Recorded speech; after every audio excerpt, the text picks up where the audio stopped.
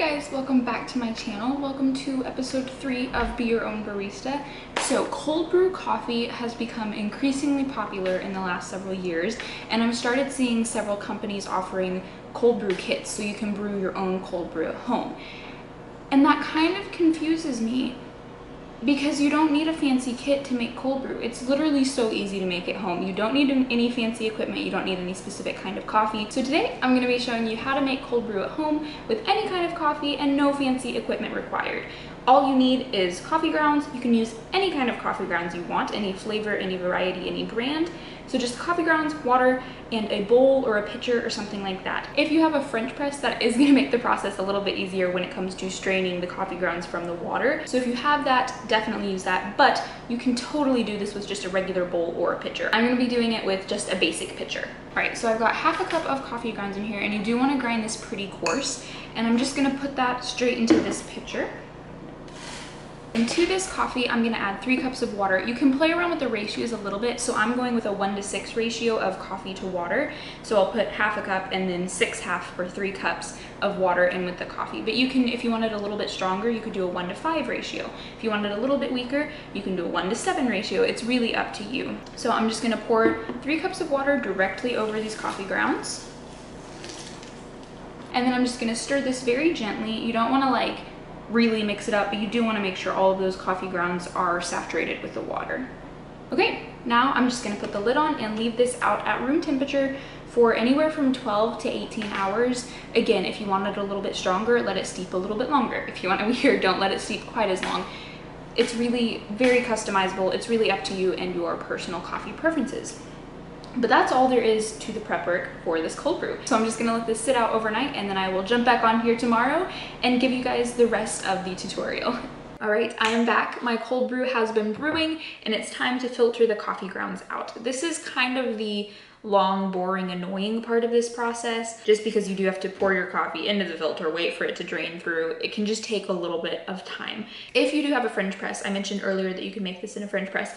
This is actually gonna make it a little bit simpler, because then you can just push the stopper down and that'll push the filter down, and then you can pour out the cold brew that way, and it'll kind of help you filter out your grounds already. You probably will want to go ahead and filter it just once after that as well, just to make sure you get all those little bitty pieces out, but the French press does kind of make this process a little bit faster. But since I don't have my French press with me, I'm just going to be using this. This is just a normal basket filter from our normal coffee maker over there. And I'm just gonna do it twice. I like to do it at least twice, sometimes 3 times, just because just filtering it once never gets all of the grounds out completely. So I can separate these. I'm just gonna take one of my filters and stick it in the basket. And then I'm just going to pour this into here and let it all filter through.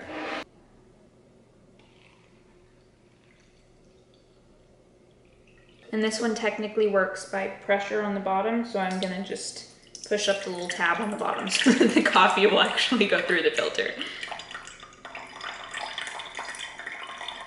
I'm the only one that's gonna be drinking this, so it's okay that it's basically just dripping off of my finger.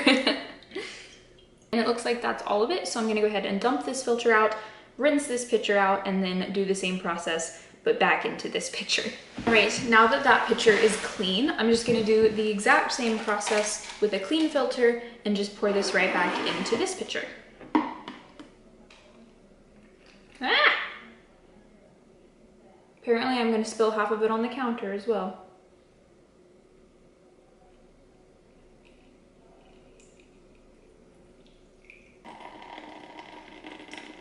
The second time through usually goes a little bit faster, just because there shouldn't be as many coffee grounds in it this time, so there's not quite as much to filter out.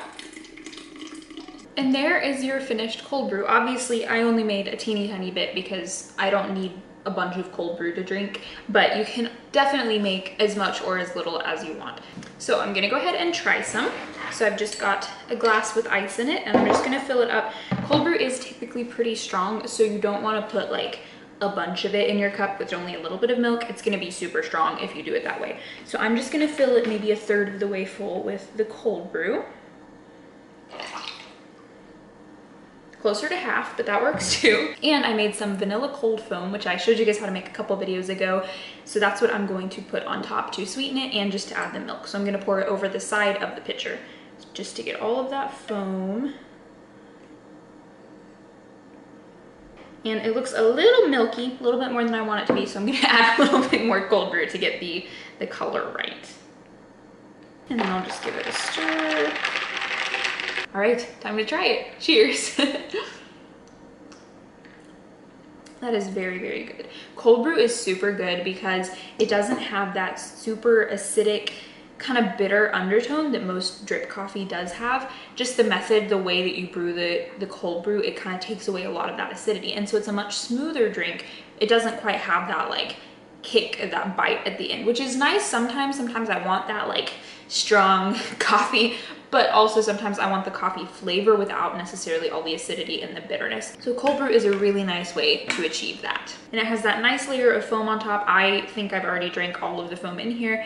And then just a little bit of vanilla syrup that I added in there as well gives it a little bit of sweetness and kind of even more so helps to cut down on the acidity and the bitterness, but it doesn't make it like overly sweet. You don't have to make cold brew super, super sweet in order to kind of cover up or mask that bitterness because it doesn't have the same kind of bitterness and acidity that regular drip coffee or espresso has. And with your leftover cold brew, you want to store this in the refrigerator. You can keep it for up to 2 weeks. It's really best if you drink it within a week, but it can last up to 2 weeks. And then whenever you're ready to drink it, just pour it into a cup with some ice, and you can add regular coffee creamer, you can add milk and syrup, or you can just drink it straight black, completely up to you. But that is the whole process of how to make cold brew. And like I said in the beginning of this video, it is not hard, it is not complicated. You don't need all this fancy equipment that all these coffee companies are trying to sell you now. Literally all you need is coffee grounds and water. It's that easy. I hope you guys enjoyed this video. Make sure to like, comment, subscribe, all the things. Let me know if you guys have made your own cold brew and how that turned out.